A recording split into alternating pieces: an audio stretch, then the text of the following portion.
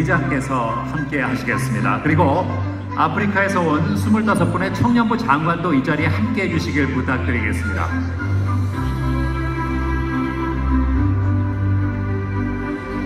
네.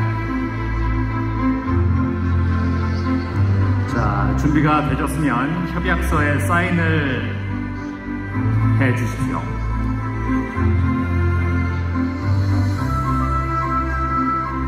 자, 사인을 하셨으면 협약서를 교환해 주시고요.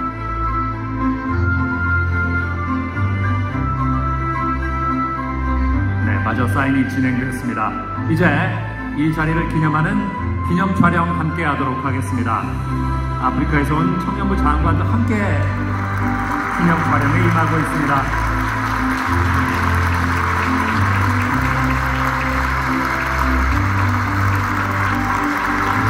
네, 의미 있는 평화 협약식을 여러분과 함께 했습니다.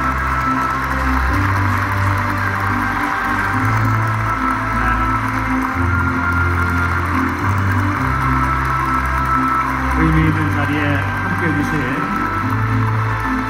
우리 대표분들과 한 분 한 분 박수를 나누고 있는 모습인데요.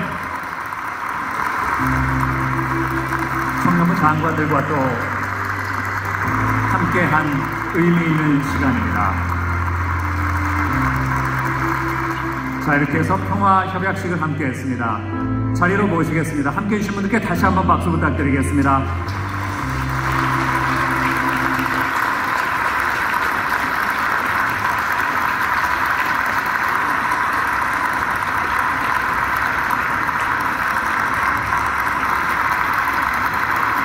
네, 고맙습니다. 자, 무대에서는 이 순간을 기념하는 기념 촬영이 아직 진행 중입니다. 좀 전 평화 협약식을 함께 해주신 분들, 사인해주신 두 분과 아프리카에서 온 청년부 장관들, 이 순간을 기념하는 촬영을 진행하고 있습니다.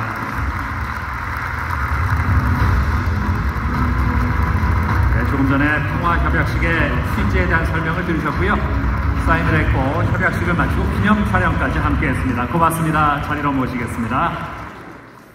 자, 이제 이 시간을 축하하는 평화 공연이 이어지겠습니다. 함께 해주실 분들, 팝페라 듀오 듀에토입니다. 듀에토는 팝과 클래식 크로스오버 대중화에 앞장서면서 K-팝페라라는 새로운 영역을 개척하고 있습니다. 예술성과 대중성을 겸비한 팝페라 듀오 듀에토를 큰 박수로 맞아주십시오.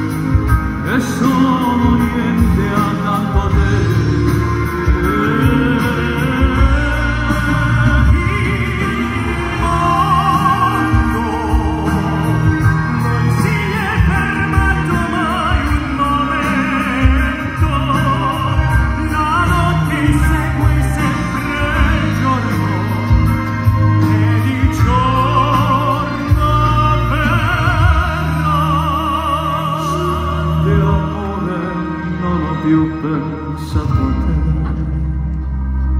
Ho aperto gli occhi per guardare intorno a me, e intorno a me girava il mondo come se ne parlè. Gira il mondo, gira nello spazio senza fine, con gli amori appena nati, con gli amori già finiti, con la gioia e con l'onore della gente come me. Un mondo, soltanto adesso io ti guardo, nel tuo silenzio io mi perdo, e sono niente accanto a te. Il mondo non si è fermato mai un momento, la notte segue sempre il giorno, ed il giorno vero. Il mondo non si è fermato mai un momento, la notte segue sempre il giorno, ed il giorno vero. Sono più pensato a te.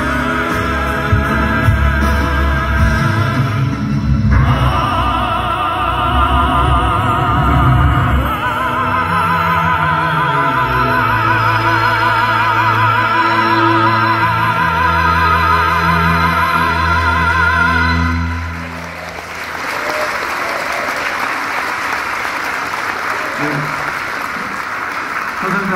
저희는 듀엣입니다. 반갑습니다. 먼저 이렇게 귀한 자리에 이렇게 노래할 수 있어서 영광이고요. 정말 훌륭하신 분들, 정말 세계의 평화와 이런 모든 일들을 앞장서시는 분들 앞에서 정말 이렇게 인사드릴 수 있어서 저희 영광입니다. 먼저 저희의 소개를 해드리자면 여기는 유슬기고요. 전 백인태입니다.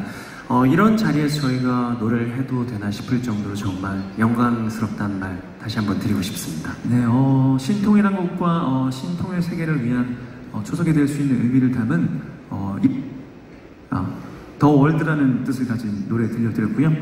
다음은 평화와 통일에는 가장 중요한 게 사랑이 아닐까 싶어서 위대한 사랑이라는 뜻의 그란데 아모레 불러드리겠습니다. 네, 감사합니다.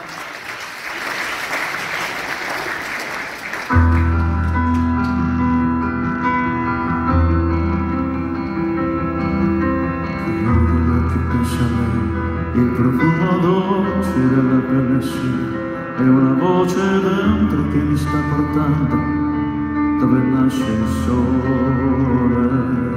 Sole, sole, parole, ma se vanno scritte tutto può capire, senza più timore te lo voglio dare, questo grande amore, amore.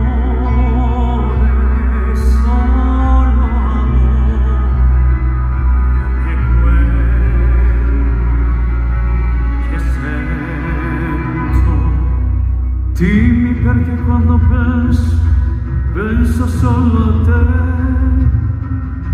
Dimmi perché quando vedo solo te. Dimmi perché quando credo solo in te. Grande amore.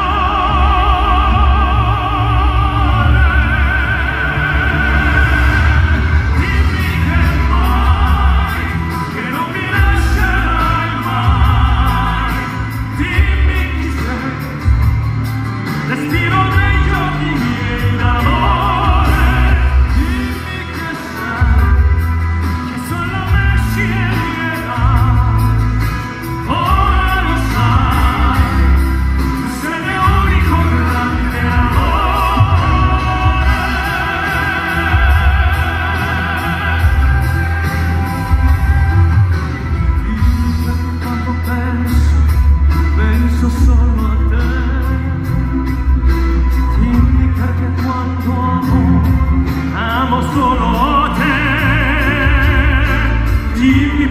quando vivo, vivo solo in te.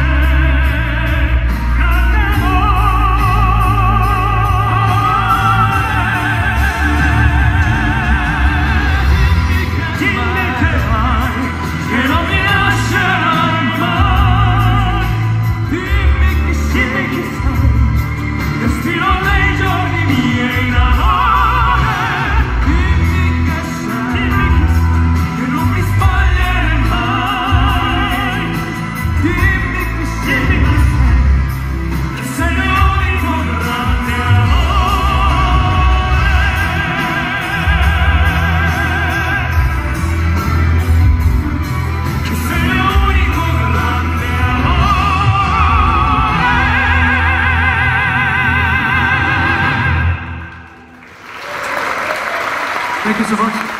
네, 여기까지입니다. 멋진 무대 고맙습니다. 듀엣도의 평화 공연 함께 보셨습니다. 자, 이어서 기조연설이 이어지겠습니다. 세계 평화 정상연합을 대표해서 마이크 폼페이오 제70대 미국 국무장관께서 해주시겠습니다. 마이크 폼페이오 장관께서는 2011년부터 17년까지 연방 하원 의원을 역임하셨고 트럼프 대통령 취임 이후 2018년 4월 국무장관으로 임명돼 한반도 평화 실현을 위해 3차례 진행됐던 트럼프 대통령과 김정은 북한 국무위원장의 북미 정상회담 성사에 깊숙이 관여하면서 실무 책임을 맡았습니다. 특별히 한학자 총재님의 신통일 한국 비전에 공감하고 희망 전진대회와 싱크탱크 2022 포럼, 한반도 평화 서밋 등에서 기조연설을 해주셨고 오늘도 직접 참여해 주셨습니다. 여러분 큰 박수로 환영해 주십시오.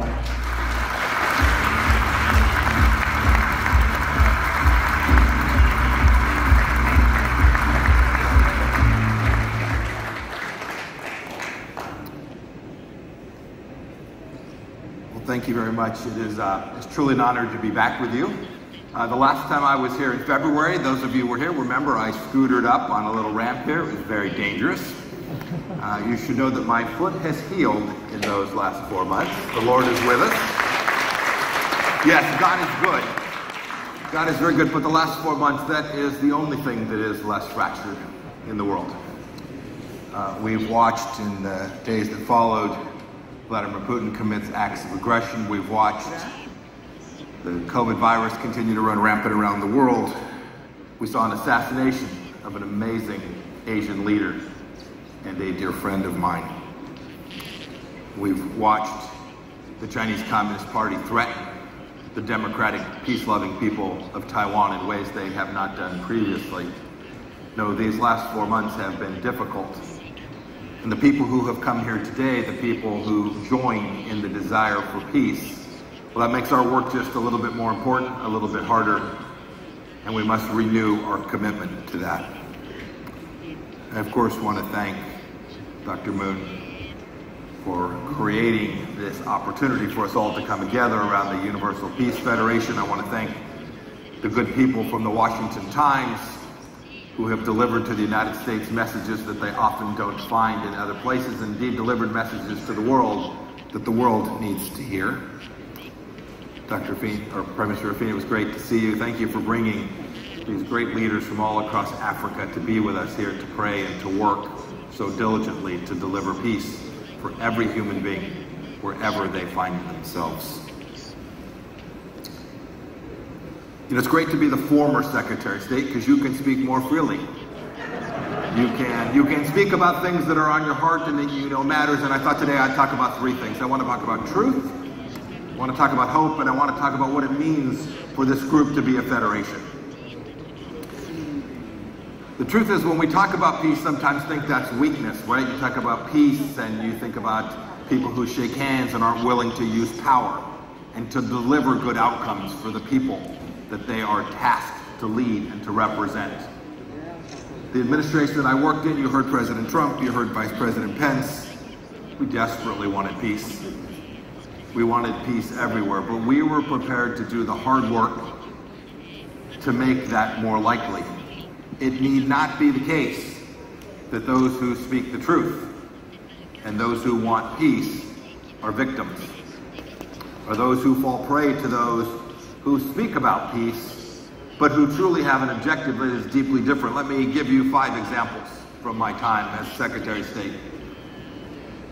I sat across from Chinese counterparts, Wang Zhixie and Wang Yi. They spoke about peace, but rattled sabers. They rattled sabers against the Mongolian people. They imprisoned 1 million Uyghurs in the western part of China.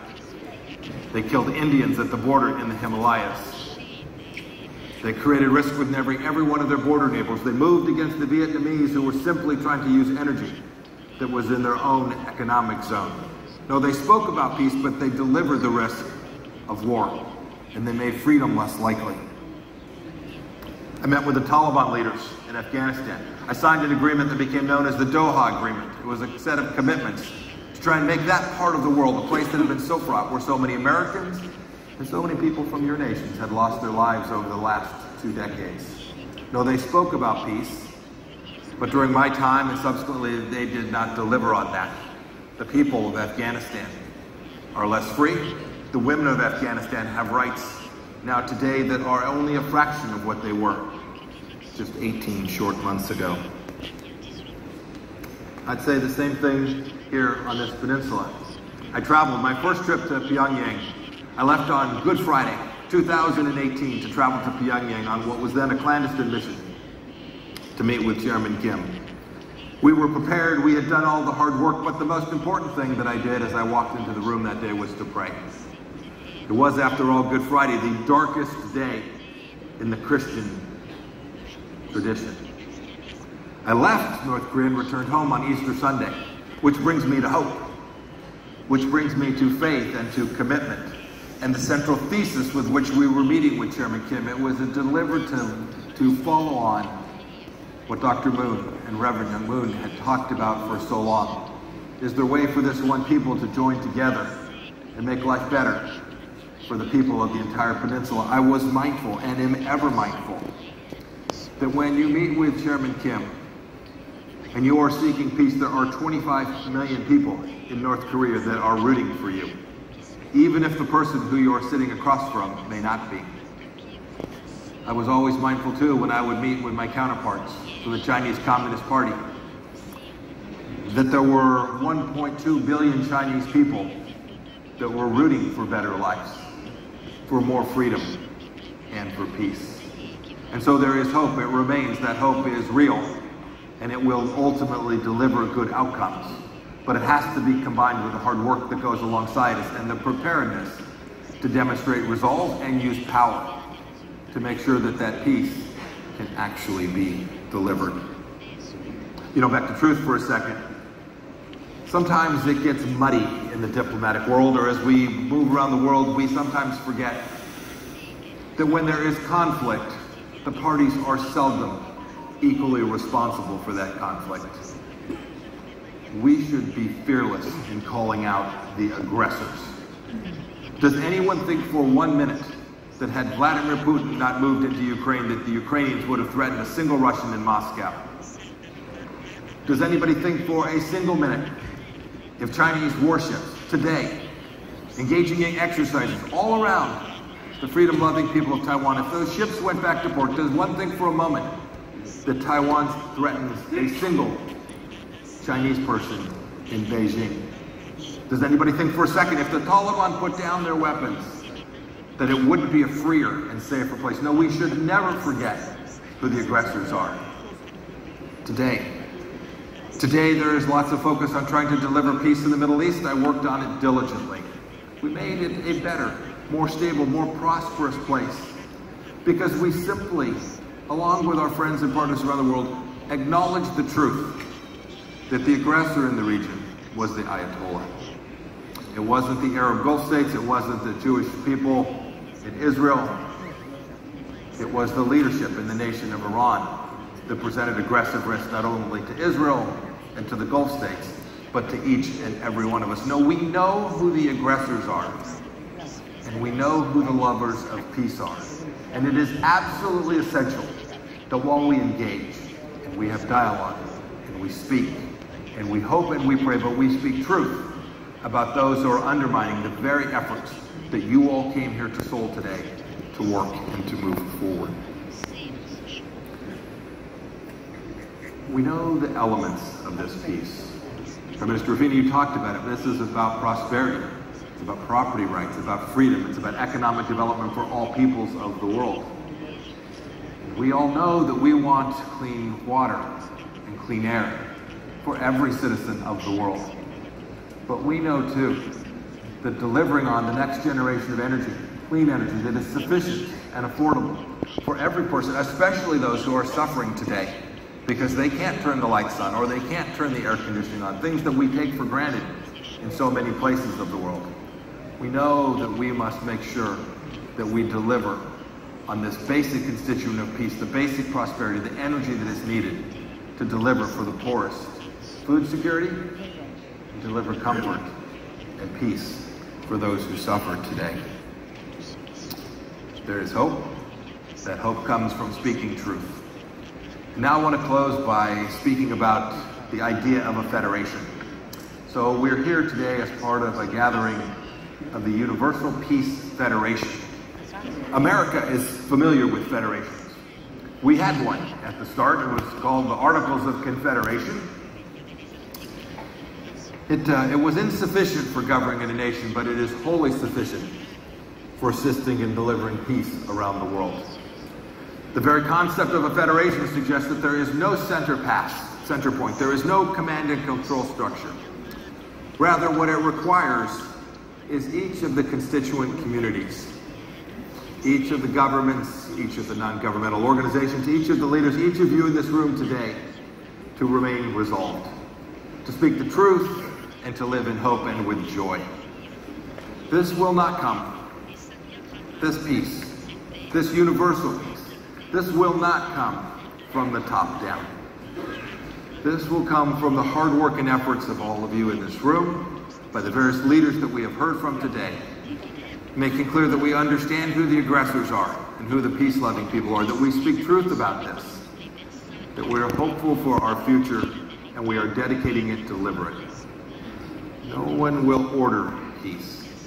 Peace will be ordered by the love and the kindness and the joy and the hard work of those who come together as part of this leadership conference, and those who, when we depart, when we decamp from this place in a day or two, will go back to their communities, they will go back to their schools, they will go back to their families, and they will continue to work on this very problem, this very goal, this very objective that we all know is so central to humanity and to the dignity of every human being.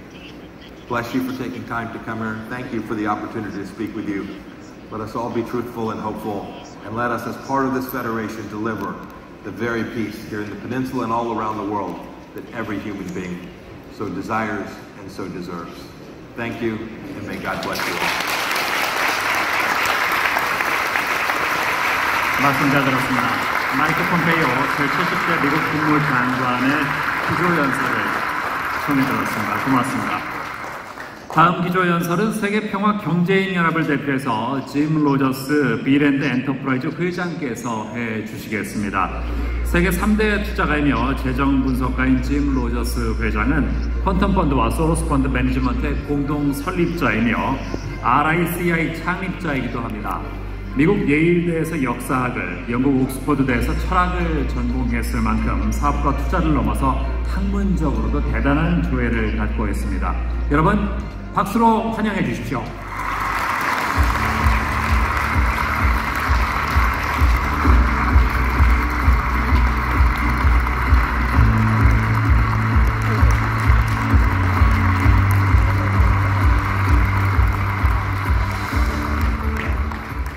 Thank you very, very much.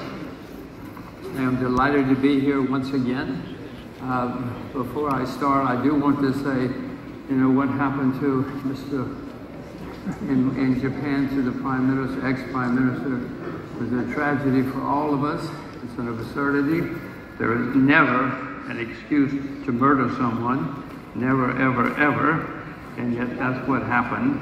And I, anyway, mourn the loss, and I hope all of you too. And I hope that we do not have murder, assassination, any other attempts like that to change to change history and to change the future of the world. I also am always astonished when I come to find out, you know, Reverend Moon and Mother Moon were probably the only people in the world who could get together a lot of people in the name of peace. A lot of people talk about it, but Reverend Moon and Mother Moon have done it. Here we all are, you know, hundreds of people from all over the world, but they've done it more than once. This is not the first time this has happened, and it will not be the last time. So they act on it and get it done.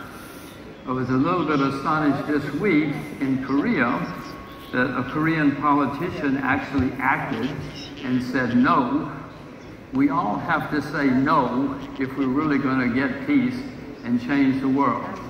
We had an American politician who went to Taiwan and poked the Chinese in the eye.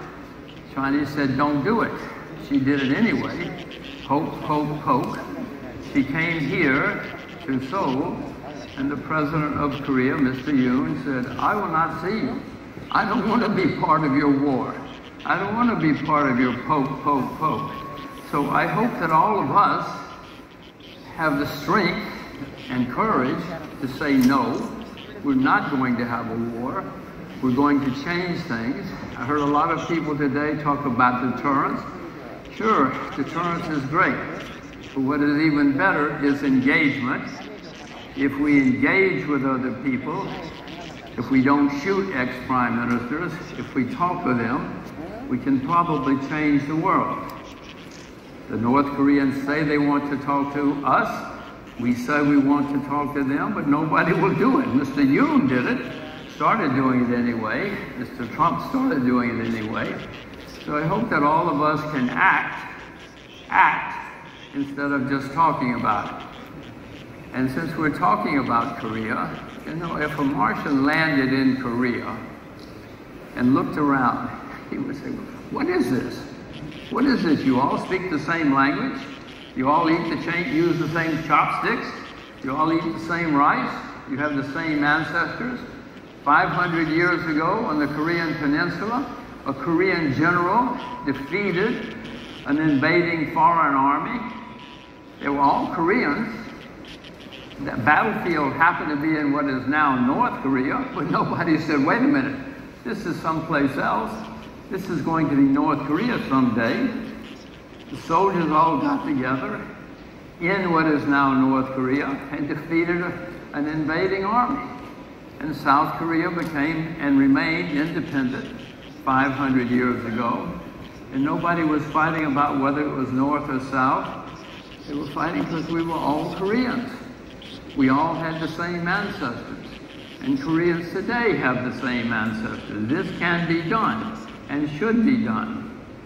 And if it is done, or when it is done, this peninsula can be the single most exciting place in the world. If you look at your globe, you will see there are 80 million people on the Chinese border, and it could be an astonishing economy and society. The Russians want it, many Chinese want it, many people in North Korea want it, many people in South Korea want it. The Japanese are against it, but most everybody else wants it. So if the South Koreans and the North Koreans say, listen, we don't want this madness anymore. We don't want to spend billions of US dollars and won on defense every year. You know how much North Korea spends on defense? You know how much South Korea spends on defense? That is billions and billions and billions of won. If you had that won and you could spend it on schools or highways or hospitals or who knows what else, oh my gosh. Hanbando, the Korean Peninsula, can be and will be for 10 or 20 years the most exciting place in the world once you stop spending all that. And by the way, I'm an American, we're spending a lot too on the Korean Peninsula. Can you imagine if we all had all of that money that we could spend on other things This will be an extremely exciting place. In the north, they have a lot of labor, educated, disciplined labor, cheap labor, and lots of natural resources. In the south, you have unbelievable management ability. You have unbelievable capital raising ability. You put those two together.